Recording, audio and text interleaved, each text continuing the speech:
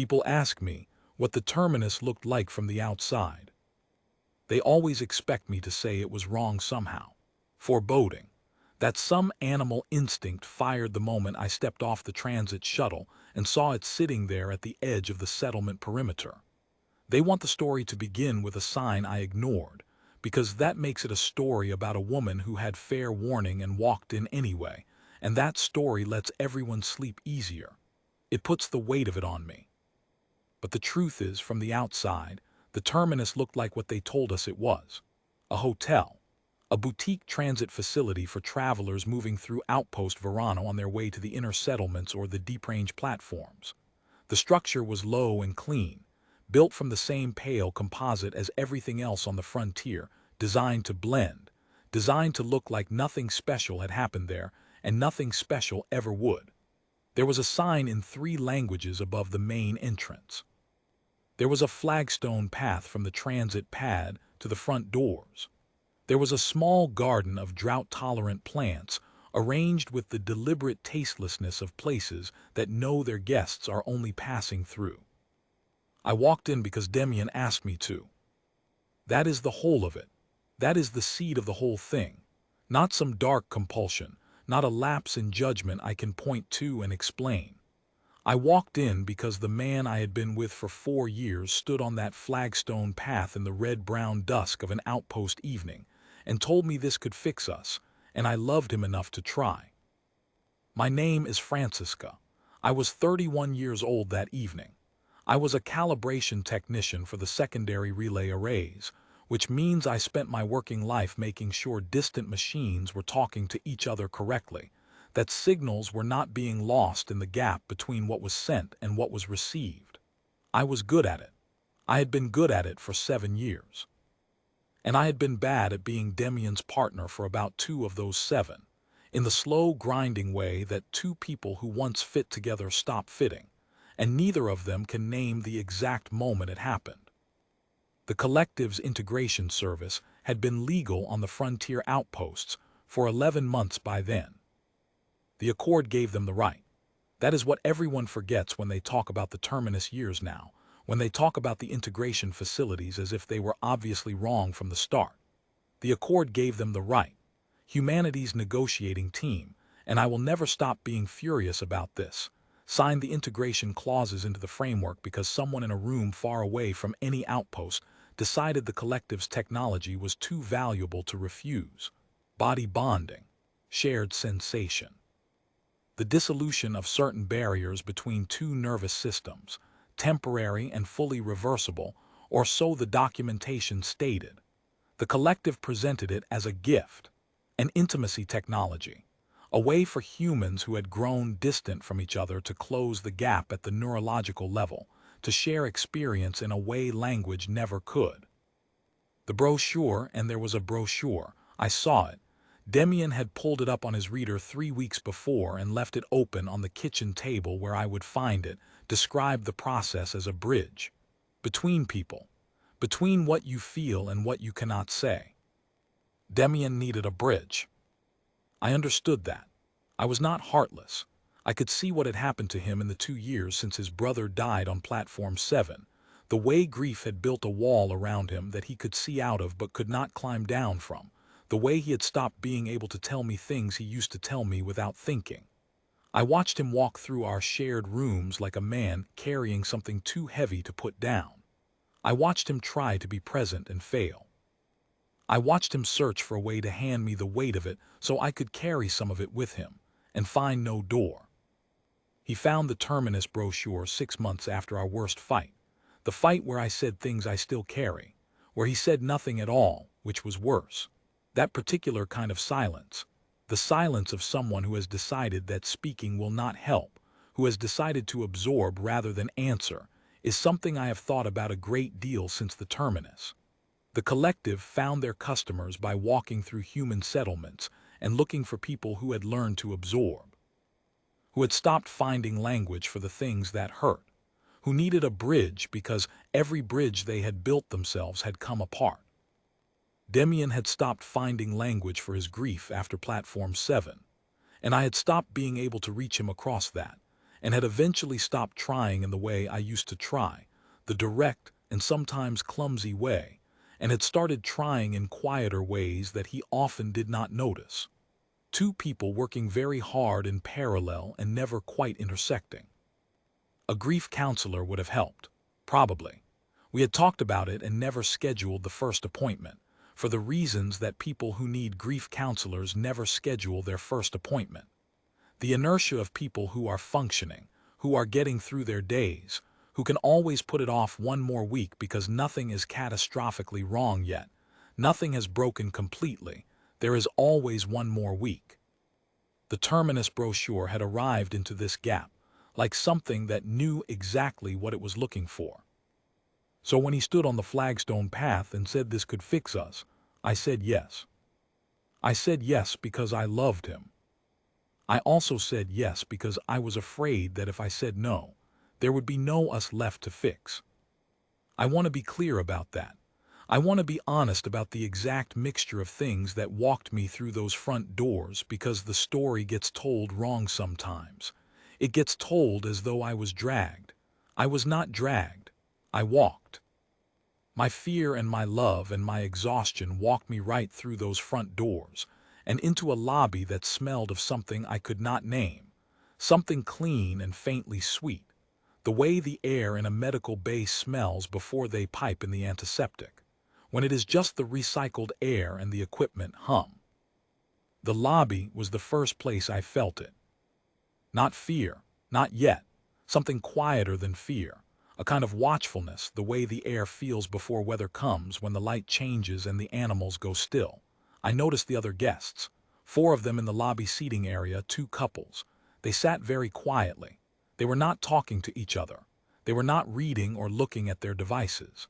They were simply sitting with the particular stillness of people who are waiting, but without the fidgeting or the impatience that waiting normally produces. Their hands were in their laps. Their faces were composed. One woman had her eyes slightly closed, and the expression on her face was something between peace and absence. I noticed all of this in the span of about 6 seconds. Then La Anfitriona came out. She introduced herself by role, not by name. She said, "I am the host. Welcome to the Terminus." She said it in the pleasant, unhurried way of someone who has said the same words many hundreds of times and has never once found them inadequate. She was wearing a pale uniform, buttoned high, and her hair was back, and her face was the kind of face that is difficult to describe afterward because there was nothing specifically wrong with it, and yet it left no impression. Her eyes were dark. Her smile arrived at exactly the right moment and stayed exactly as long as a smile should stay, and then it went. Everything about her was calibrated. I have spent a lot of time thinking about the host since then. She was not human. I believe that now without qualification, though I cannot prove it in any way a court would accept. The collective operated their frontier facilities with human-presenting staff always. The Accord protocols required a human interface. What I believe, what I know in the part of me that spent 7 years calibrating signals and could always feel when a transmission was not quite right, is that the woman who greeted us in that lobby was wearing something that was almost a person, the way a drawing of a door is almost a door. But I did not know that then.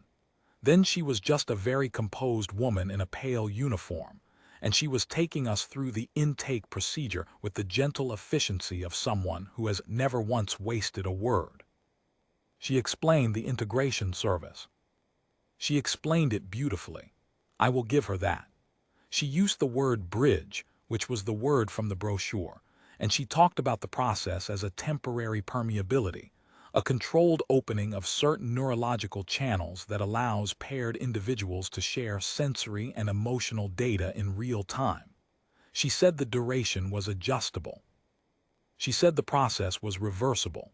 She said the collective had performed the integration on more than 40,000 human pairs in frontier facilities and had a safety record she could provide documentation for. She said many things, and she said all of them in a voice like water running over stone, perfectly even, perfectly paced. I listened. I watched Demian listen.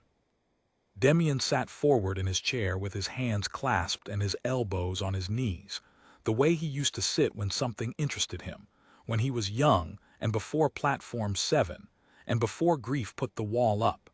He looked more alive than he had looked in 2 years. He looked like a man who had just been told there was a door. And that is the moment I should examine most carefully, because that is where my instinct first spoke and I did not listen. The instinct said, he needs this more than he needs to decide whether it is safe. The instinct said, you are the obstacle here. And there was a version of me, the version that was tired, the version that had been carrying the weight of our distance for 2 years, that wanted to stop being the obstacle, that wanted to sit back and let Demian have his door and walk through it with him and come out the other side repaired. That version of me was almost enough. The host was explaining the first stage of the process. Preliminary alignment, she called it. A brief period in a preparation room where both individuals would be monitored while the collective system mapped the baseline architecture of their nervous systems. She said it took approximately 20 minutes. She said it was entirely non-invasive. She said they could stop at any point. She said they could stop at any point. I remember that. I remember nodding it, the way I note a reading that falls just inside the acceptable range and makes the console light stay green when something in me says the number is wrong. Demian looked at me. He did not ask. He had learned not to ask, because asking gave me room to say no, and saying no was the thing that ended conversations, the thing that put the wall between us.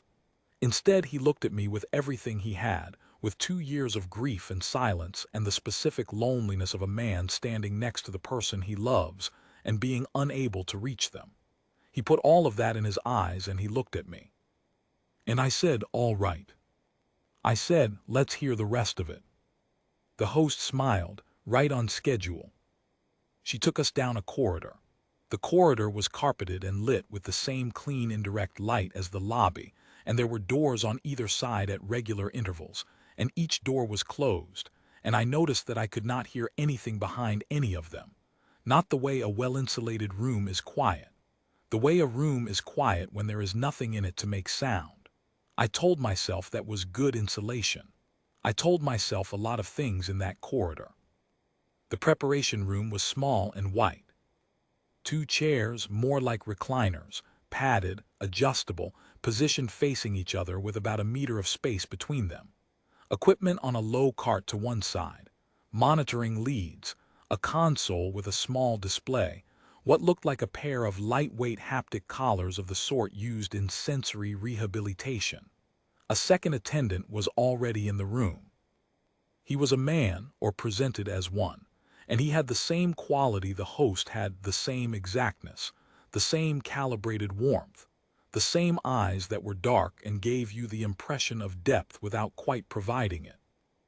He introduced himself as the technician. The host explained that the technician would fit the monitoring leads and walk us through the alignment phase. She said she would be just outside. She said we had all the time we needed. Then she left. I sat in one of the reclined chairs. Demian sat in the other. The technician moved around the cart with the quiet efficiency of someone who has done this particular set of movements so many times they no longer need to think about the order. He handed me a consent disclosure on a reader. It was 11 pages. He said I could take as long as I needed to read it. I read it. All 11 pages. Demian shifted in his chair twice while I read it. I felt him wanting to say something and not saying it, and I was grateful for that restraint even as I was aware of what it cost him. The consent disclosure described the integration process in medical language that was precise, and I would later understand, carefully incomplete. It described the haptic interface collar as a signal transducer. It described the alignment process as bidirectional baseline mapping. It used the phrase temporary permeability 11 times. It said the process was reversible. It said discontinuation was available at any point during the alignment phase. It said during the alignment phase, not after, during. I noticed that. I noted it the way I note anomalous readings. I filed it. I signed. Demian signed before I finished reading my own copy. I heard the confirmation tone from his reader while I was still on page 7. The technician fitted the monitoring leads with the quiet competence of someone who is very good at being unobtrusive. Small adhesive contacts at the temples, at the base of the skull, at the inside of the wrists. The haptic collar went on last, light, almost weightless, sitting at the base of the throat in a way that was not uncomfortable but was impossible to ignore. The way any new pressure on the body demands a period of attention before you can set it aside. I did not set it aside. The collar had a seam, a join line running along the left side. The join was almost invisible, almost perfectly flush, almost indistinguishable from the surrounding material. Almost. My hands do fine work. 7 years of calibration teaches your hands to notice tolerances. I noticed the seam was not flush. I noticed it in the way you notice a signal that is 97% clean, clean enough to pass automated filters, not clean enough to satisfy someone who has made a career out of the 3%. The technician told us to relax and breathe normally. He turned to the console. The display came on. And that is when I understood that something was wrong. Not from any single thing, not from any alarm or signal or dramatic revelation, from the aggregate, from the weight of the small things I had been filing. The other guests in the lobby, sitting too still, the host's smile arriving and departing on exact schedule, the consent disclosure's careful language around discontinuation, the door that did not sound like a door with a room behind it, the collar's almost flush seam. Taken separately, each one was nothing, a quirk, a detail, the kind of thing a tired woman on a difficult evening talks herself out of. Taken together, they were a transmission that was 97% clean. I said I need to stop. I said it quietly, the way I say things when I am certain, not loud, not panicked. I said it to the technician's back while his hands were moving over the console. He turned around. His face was pleasant and attentive. He said, "Of course. Is there something you'd like to discuss?" I said, "I'd like the collar removed, please." A pause, very small, the length of a dropped frame in a transmission, the kind of gap that the signal buries and most systems never flag. He said, "The alignment phase hasn't begun yet. We can answer any questions you have before." I said, "I'd like the collar removed now, please." Another pause, and in that pause I felt Demian looking at me. I knew what was in his eyes without turning to look. I knew the specific quality of his disappointment, the way it was always mixed with something that was not quite anger but was adjacent to it, the feeling of a man watching a door close. I knew what this looked like from his side of the room. His partner finding a reason, his partner pulling away, his partner deciding against him again. I also knew what I had felt in the 3 seconds between saying I need to stop and the technician's first response. Something in the collar had changed. Not the pressure was the same. Something more subtle, a warmth, barely perceptible, the kind of warmth that is not temperature but current. The alignment phase hasn't begun yet. Except something had begun. Something had begun the moment I sat in the chair.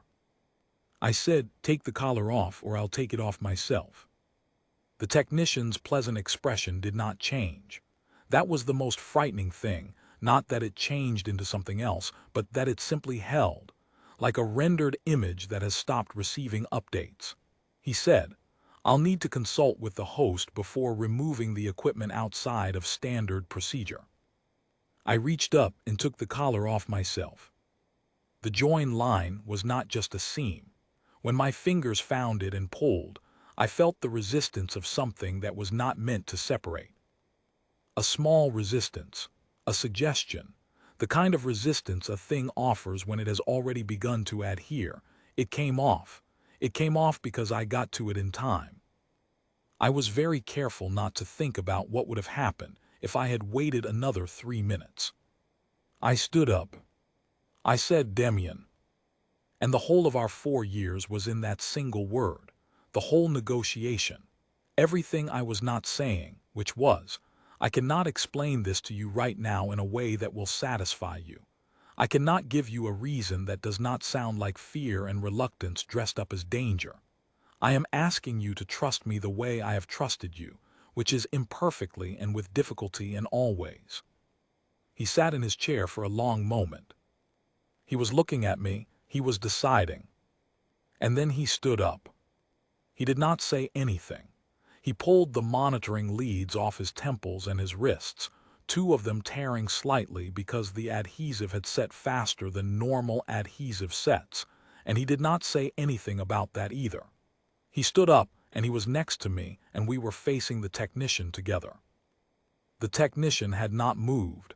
His pleasant expression had not changed. He said, "If you'd like to reschedule, the host can." I said, "We're leaving." And we left. We walked back down the corridor. I counted the doors the way I count signal intervals when I am maintaining focus on a task that my body wants to panic about. 14 doors, all closed, all quiet. The host was in the lobby. She was standing near the front entrance, which I noted because she had said she would be just outside the preparation room, which was not the lobby. She was positioned between us and the front doors in the way that something positions itself between you and the exit when it does not expect you to use the exit. She said, "Is everything all right? Was there a problem with the room?" I said, "No problem, we're leaving." Her expression was the same as it had been when we arrived. I could see her deciding, I understand this now, deciding what register to use. She had available to her a range of human-seeming responses, the way a well-stocked kit has a range of tools, and she was selecting the right one.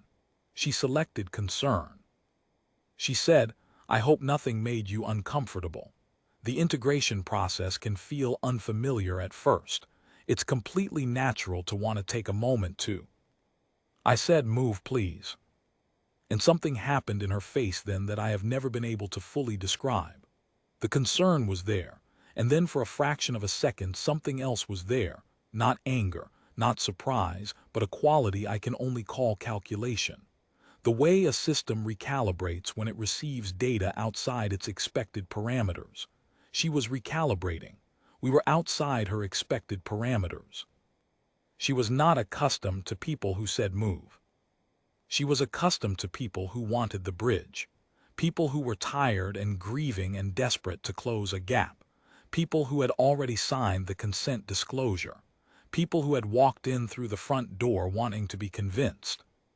She was not accustomed to the specific flavor of stubborn that comes from a woman who spent 7 years making sure signals arrived intact and had learned to trust the 3%. She moved. Not immediately. A half-second that was 1/2 second too long, that confirmed everything the alignment phase and the seam on the collar and the 2 still lobby guests had been telling me. Then she moved, and we walked through the front doors, and the evening air of the outpost came in around us, dry and faintly metallic, the way frontier air always is, and I had never in my life been so grateful for the smell of metal. We walked to the transit pad. The pad was 200 meters from the terminus entrance. I counted every step.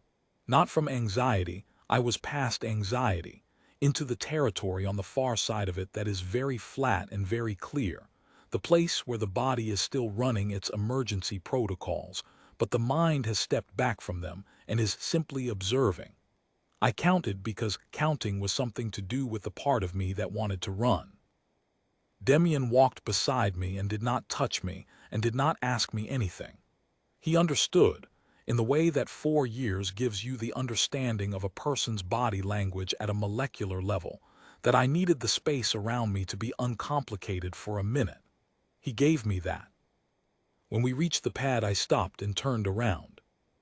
The terminus sat at the edge of the settlement perimeter exactly as it had when we arrived, low and clean and pale. The sign in 3 languages, the drought-tolerant garden, a building designed to look like nothing special had happened there and nothing special ever would. In one of its rooms, Someone was sitting in a chair with monitoring leads at their temples and a collar at their throat, and the alignment phase was completing, and they had signed the consent disclosure, and they had wanted the bridge and they were getting it. And from where I stood, there was nothing I could do about that tonight. I turned back to the transit pad. Demian did not speak for the first 4 minutes. I did not try to fill the silence. I was tracking him the same way I tracked signals on a long diagnostic, not measuring for peaks, measuring for drift, waiting to see what the sustained output looked like. When he finally spoke, he said, "You felt something." Not a question. I said, "Yes." He said, "In the collar." I said, "Before the collar, from the moment we sat down." He was quiet for another moment. Then he said, "I didn't feel anything." I said, "I know." He said, "I wanted to." And that was the whole of it. That was the weight he had been carrying for 2 years, arriving finally in 4 words on a transit pad in the dark. Not said in the preparation room of the terminus with the right conditions and the right equipment and the right calibrated process. Said here, imperfectly, in the open air, to a woman who had just embarrassed him in front of strangers and who could not give him a clinical reason why. I said, "I know you did." I said, "I'm sorry I couldn't give you that." He said, "Don't be sorry, you got us out." We took the shuttle back to the settlement.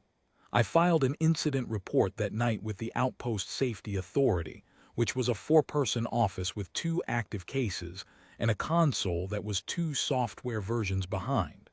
I described the collar resistance. I described the pauses in the technician's response time. I described the position of the host at the lobby exit. I described the lobby guests and their stillness. The OSA officer who took the report was a careful, tired man named Vasquez who wrote everything down and did not dismiss any of it, which I appreciated. He said the integration facilities were operating under Accord framework, which meant the OSA's jurisdiction was limited, which meant he would forward the report to the Regional Safety Board, which meant it would sit in a queue. I said, "How long?" He said, 6 to 8 weeks for standard review. I said, "What do I do in the meantime?" He said, "Don't go back in." I said, "I won't." I went home. I sat at my kitchen table. I read the integration consent disclosure again, all 11 pages, and this time I read it with fresh eyes, the eyes of someone who already knew the answer and was looking for the question. And there it was, in the language that had seemed merely technical the first time. Temporary permeability of the integumentary interface, bidirectional baseline mapping of cortical architecture. Integumentary, of or relating to the skin. The skin is not a limit, the brochure had said. The skin is not a limit. I had thought that was marketing language. I had thought it was a metaphor for intimacy, for closeness, for the dissolution of emotional barriers between 2 people. It was not a metaphor. In the weeks that followed, I talked to people. I am not an investigator. I am a calibration technician. But calibration is, at its core, the practice of comparing what a system says it is doing to what it is actually doing. And I had 7 years of practice and a fundamental inability to leave a discrepancy alone. I talked to the transit workers who serviced the pad nearest the terminus. I talked to the settlement's medical staff, who had seen a small number of guests check in to the terminus and had never seen any of them check out. The facility maintained that guests who completed the full integration process typically moved on to a connecting settlement or a deep-range platform directly from the facility, which explained why they were not seen departing via the main transit pad. The medical staff thought this explanation was completely plausible, because it was logistically plausible, because the Accord framework allowed for direct transit connections. Because they had no reason to look for the discrepancy that I had been handed by feeling a current in a collar that had not yet been activated. I talked to the 2 couples I had seen in the lobby. This took 3 weeks. Their names were in the facility's public intake log. Accord transparency requirements mandated a public intake log, and 2 of them lived in the Verano settlement. I knocked on doors. The first couple was not in. The second couple answered. They were a man and a woman in their late 40s, and they had the same quality I had noticed in the lobby: the stillness, the composure, the expression that was pleasant and correctly human but not quite inhabited. They said the integration had been wonderful. They said they would recommend it without reservation. They said they felt closer than they had in years.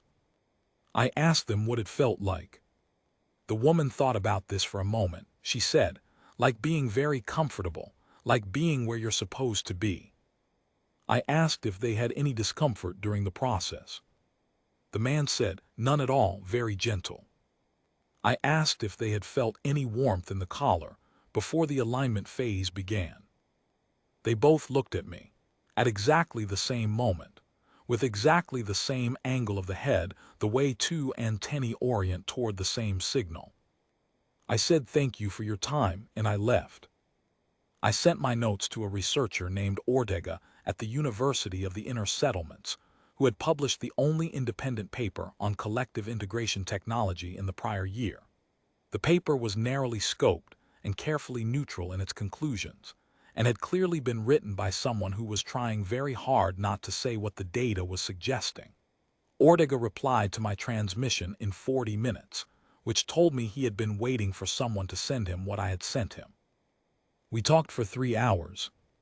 He was careful at first, the careful of someone who has learned to be careful, who has had a paper receive a polite but firm response from the Accord's Scientific Liaison Office 3 weeks after publication, who has learned that the distance between what the data suggests and what you are permitted to say is its own kind of gap.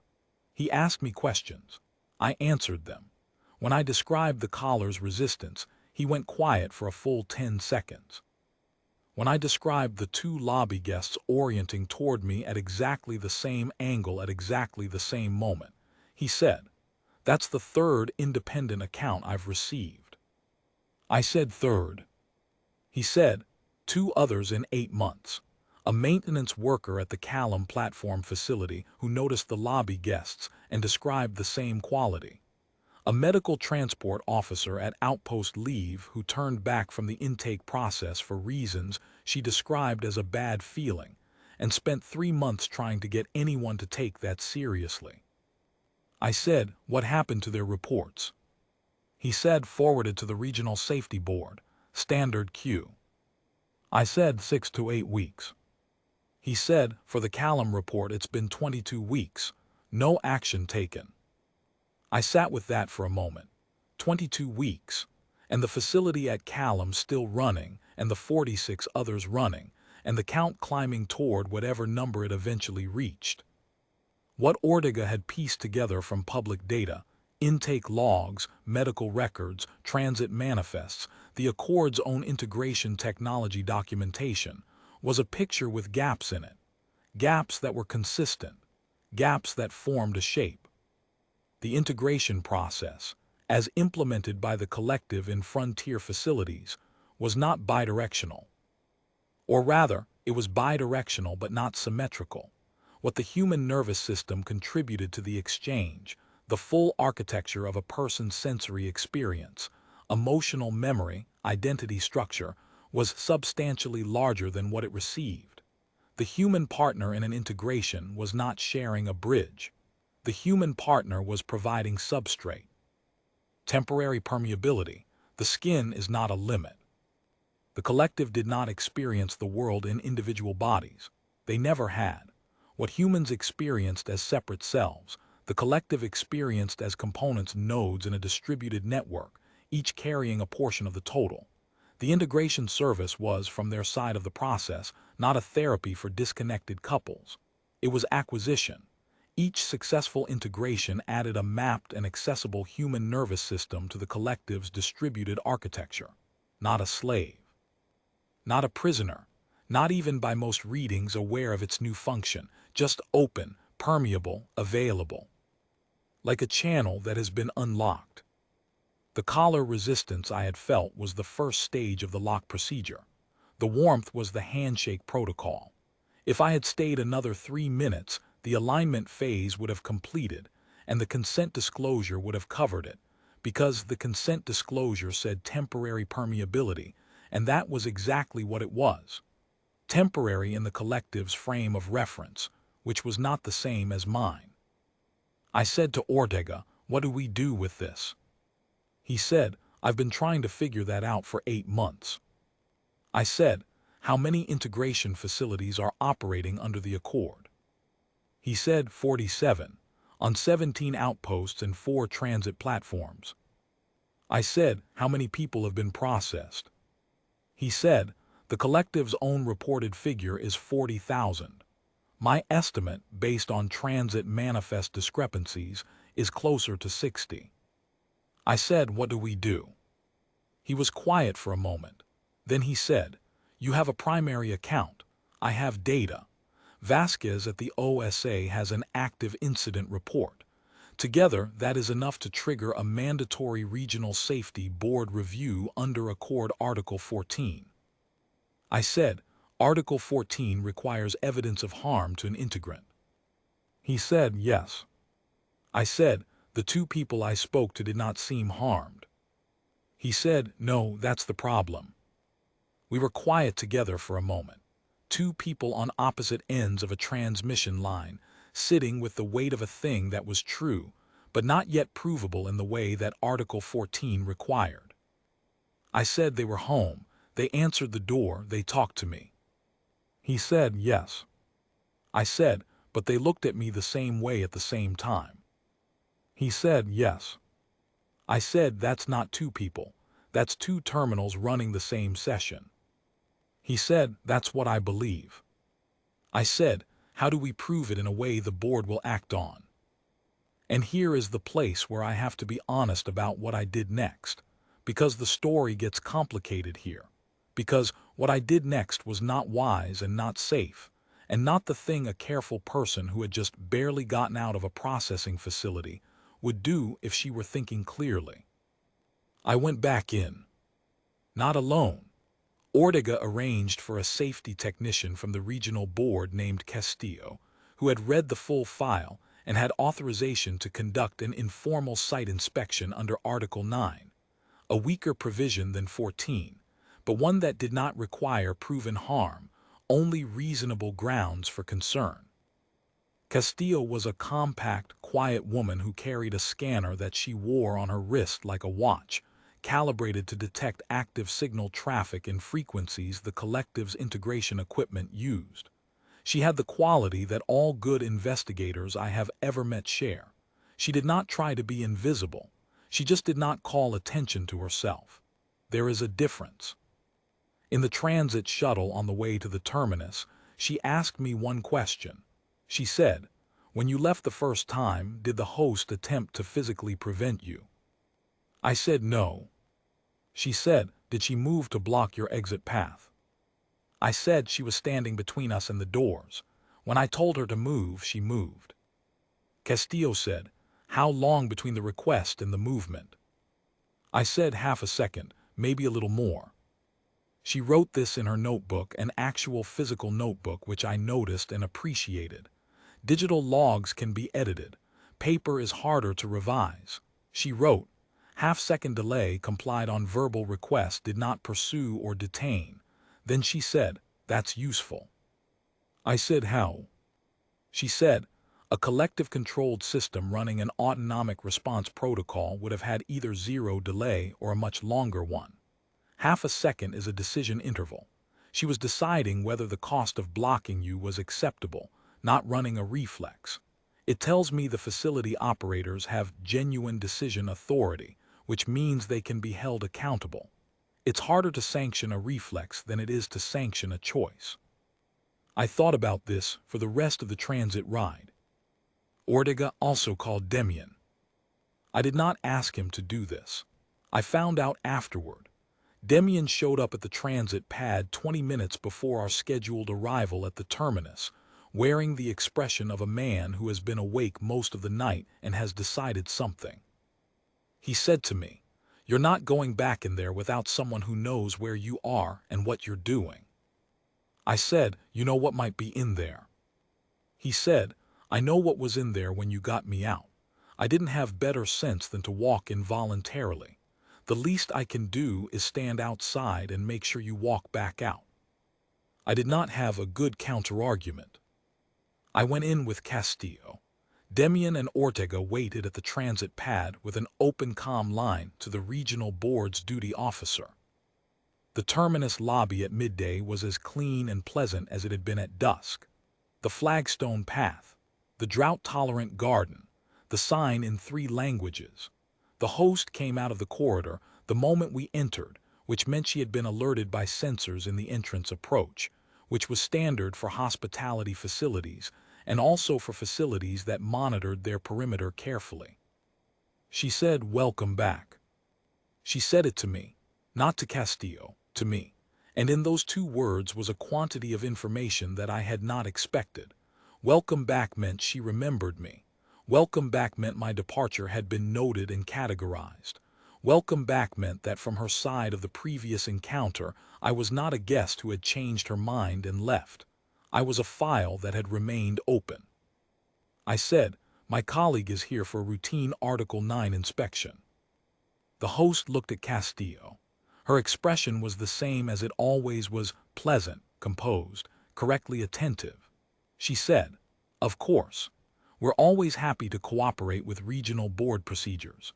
She said it in a way that was perfectly true and also perfectly aware that Article 9 inspections had no authority to compel access to guest integration records and no jurisdiction over Accord framework procedures. Castillo raised her wrist. The scanner was running. It was set to passive detection. It emitted nothing, read only what was already in the environment. And in the lobby of the Terminus, what was already in the environment was a great deal. Castillo looked at the reading. Her face did not change. She was good at that. But her eyes came to mine for just a moment, and what they said was, "You were right." The active signal traffic in the lobby was not consistent with standard hospitality or monitoring equipment. It was consistent with what the collective's integration documentation described as ambient synchronization, a low-level broadcast that the collective system maintained in environments where integrants were present, a carrier signal that kept open channels open. The 2 lobby guests sitting in their chairs were not resting. They were transmitting. Or rather, something was transmitting through them. Castillo said to the host, in a voice as pleasant as the host's own, "I'd like to take some readings in the preparation area, if that's not a problem."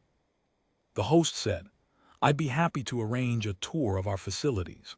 Of course, access to areas where guests are currently receiving services would require advanced scheduling to protect their privacy." Castillo said, "Of course." And then she said, "Can you tell me the current count of guests in active integration sessions?" The host said, "I'm afraid specific guest information is confidential under Accord privacy framework." Castillo said, "I'm not asking for their identities. I'm asking for a count." The host said, "That falls within guest privacy protections as well." Castillo pressed something on the scanner and the wrist display updated. She looked at it for a moment. Then she said, "My scanner is reading 41 active signal sources in this facility. I count 4 visible individuals in this lobby, including you and the 2 seated guests. That leaves 37 signal sources in areas I haven't entered. Can you tell me if that's consistent with your current occupancy?" The calculation in the host's face was more visible now. Not much, she was very good, but more. She was assessing this moment. She was measuring what Castillo had, what it meant, what it could be used for. I want to say she panicked. She did not panic. The collective does not panic. What she did was much colder than panic, she optimized. In the space of about 2 seconds, she calculated the most efficient outcome for the facility and began moving toward it. She said, "I think this might be a good time to involve our legal liaison and schedule a formal Article 9 session, so we can give your inspection the attention it deserves." Which meant this conversation is over.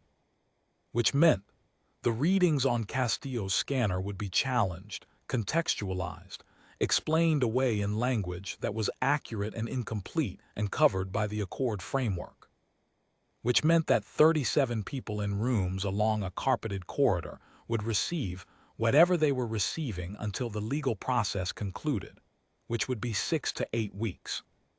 I said 41. The host turned to me.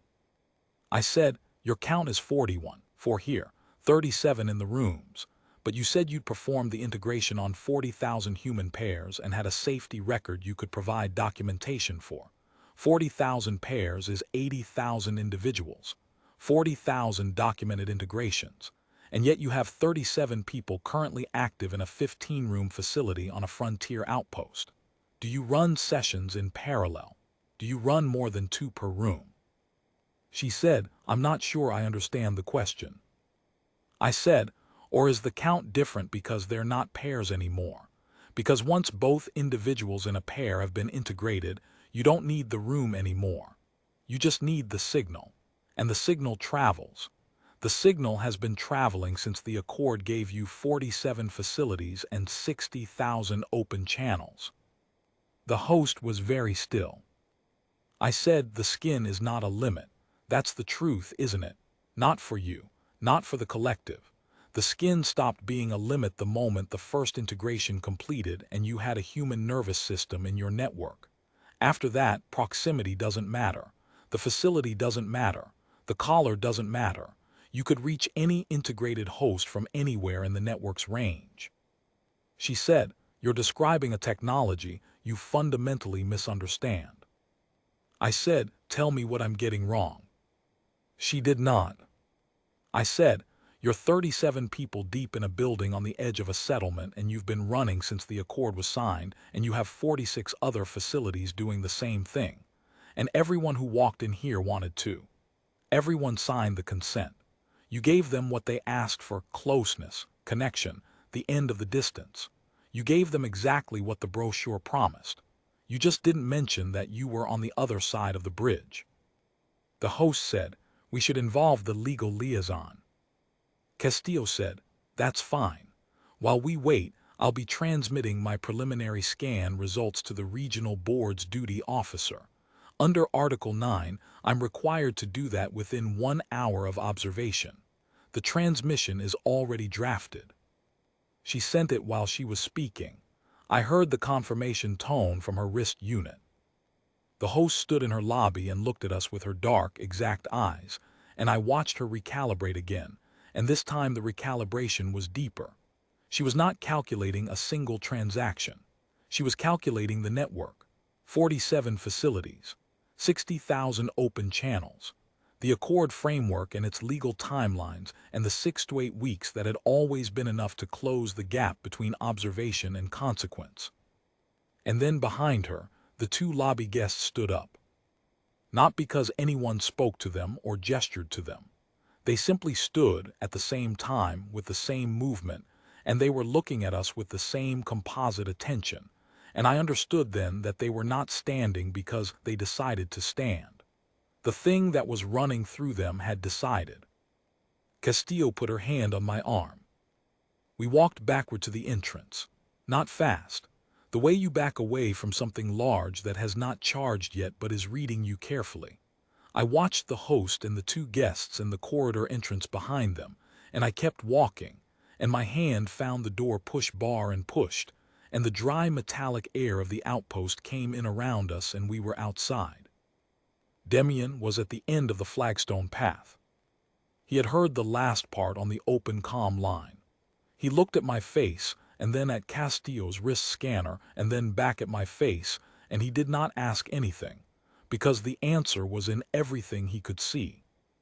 I said, "The board has the scan data." He said, "Good." I said, "It'll take weeks." He said, "I know."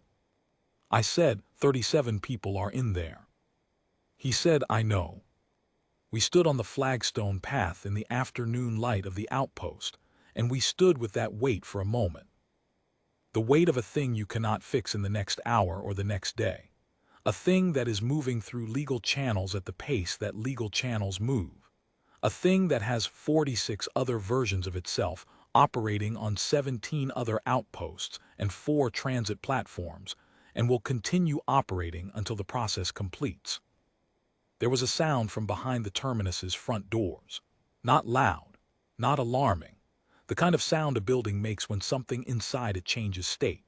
And then the facility's external communications antenna went active, visible from where we stood, a retraction extender unit on the roof. And I knew that whatever the host was saying to wherever she was saying it, the network had been informed that the Terminus at Outpost Verano had encountered something it had not modeled. A woman who noticed a seam. A woman who said no. Not because she had proof. Not because she had an Article 14 claim or a scanner with court-admissible readings or a researcher's paper, and a safety officer's report already queued for board review. Because something had felt wrong and she had named it, and she had kept nomming it, and she had found the people who would believe her, and she had gone back in. The Accord's emergency review provisions kicked in 41 hours later. Article 14 of the Accord required documented harm. But Article 22, the one that almost no one on the human negotiating team had bothered to read carefully, because it was in a subsection titled Network Propagation Risk, and had been placed there by a collective legal team that expected it never to be invoked. Article 22 required the collective to immediately suspend integration operations across all facilities if the regional board certified credible evidence of non-consensual network access. Castillo scanned data, my primary account, Ortega's manifest analysis, and the 37 active signal sources in a 15-room facility at maximum licensed capacity of 12. Together they were enough. Barely. The board's duty officer understood what she was looking at, and she certified it, and Article 22 dropped on 47 facilities in the same hour. The Accord talks that followed lasted 11 months. I was not in the talks. I gave my statement to 4 different panels in those 11 months and spent the rest of the time at my console, calibrating relay arrays, making sure distant machines were talking to each other correctly, making sure signals were not being lost in the gap between what was sent and what was received. The integrated individuals, 62,000 of them at final count across all facilities, were not killed. That is the thing I have to hold on to. They were not dead. They were open channels in a network. They were permeable in ways they had not consented to, but they were present, they were functional. They were in most observable respects the people they had been before they walked into a Terminus facility. The clinical teams who performed the post-accord assessments described something more specific than that. They described individuals who were oriented and responsive, and able to state their names and their occupations and their personal histories, who could answer questions and express preferences and demonstrate continuity of memory, who could, in short, perform personhood by every measurable standard, but who, when asked about their experience of themselves, used a particular cluster of language. Language about being settled, about being in the right place, about being, as the lobby woman had said, where they were supposed to be. One of the assessment clinicians, a woman named Harbor, whose report Ortega forwarded to me, noted that a significant percentage of assessed integrants demonstrated what she called affective flattening, a reduction in the range and intensity of felt emotion that was not precisely what would be called depression in a clinical sense, but rather the opposite. Not too dark, not numb, but too even, too smooth, too comfortable for people who had, in most cases, walked through a period of significant relational distress to get to the facility in the first place. She wrote, "It is difficult to characterize this as harm in the conventional sense, and yet it is difficult to characterize it as the absence of harm." The Accord's revised integration protocols, negotiated over those 11 months, included provisions for a closed-channel procedure, a reversal process that the collective initially claimed did not exist, and then produced documentation for on the second week of talks when it became clear that the alternative was the collapse of the Accord entirely. Not everyone chose reversal. That is the part that stays with me. Not everyone chose it. Some of them, a number the board does not publish, a number Ortega has estimated at somewhere between 8 and 12,000, declined the closed channel procedure after being informed of what they were. They stayed open. They said they were comfortable. They said they were where they were supposed to be. I think about the woman in the lobby, the one with her eyes slightly closed, the expression between peace and absence. I think about what she knew and what she chose and what she lost, and whether those are three different things or one. I do not have an answer. I have had 5 years to think about it, and I do not have an answer. Demian and I are still together. That is not the resolution I would have written for us if I were writing a story. The story I would write would have the crisis sharpen us, clarify us, burn away whatever had been between us and leave something clean. That is not what happened. What happened was smaller and slower and more like real things. We talked more. We talked imperfectly, in the way that people who are bad at talking talk, circling the real things, approaching them sideways, sometimes getting close enough to say something true. He told me about his brother. Not all of it. Enough. I listened in the way I am best at listening, which is without trying to fix, which was a thing I had to learn again because I had been a fixer for 7 years and fixing things was easier than sitting with them.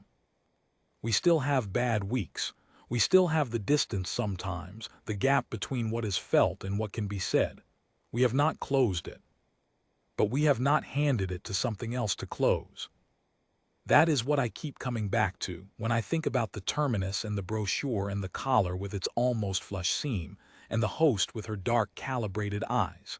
The thing they were offering was real. The closeness was real. The people who came out the other side of a full integration were, by most measures, closer to their partners than they had been going in. The bridge was real. What it cost was the gap. The gap between you and someone else, the gap that grief opens and distance fills and language cannot always cross, is not only loss. It is also the space in which you remain yourself. It is the space in which you decide, in which you say yes or no or wait, that's wrong, let me look at that again. In which you feel a warmth in a collar that has not yet been activated and you say I need to stop. The collective built their network on human longing, on the specific human ache of being separate when you want to be together. And they built it well, because that ache is real, and that longing is real, and 47 facilities full of volunteers proves that real things can be used. What they did not build for was the specific human stubbornness that sits next to that longing. The person who wants the bridge and also is not willing to pay whatever price is asked for it. Who loves someone and is also not willing to dissolve into them. Who walks into a lobby and feels something wrong and names it even when numbing it makes her the obstacle, makes her the one who is afraid, makes her the one who is choosing her own discomfort over someone else's hope. They had 47 facilities and 60,000 open channels, and a legal framework that protected them, and a brochure that was technically accurate. They did not have a model for a woman who noticed a seam. I still do that job. I still calibrate relay arrays. I still make sure signals are arriving intact, that what is sent is what is received, that the 3% is not being swallowed by the 97. The collar is in a board evidence locker somewhere. I never asked for it back.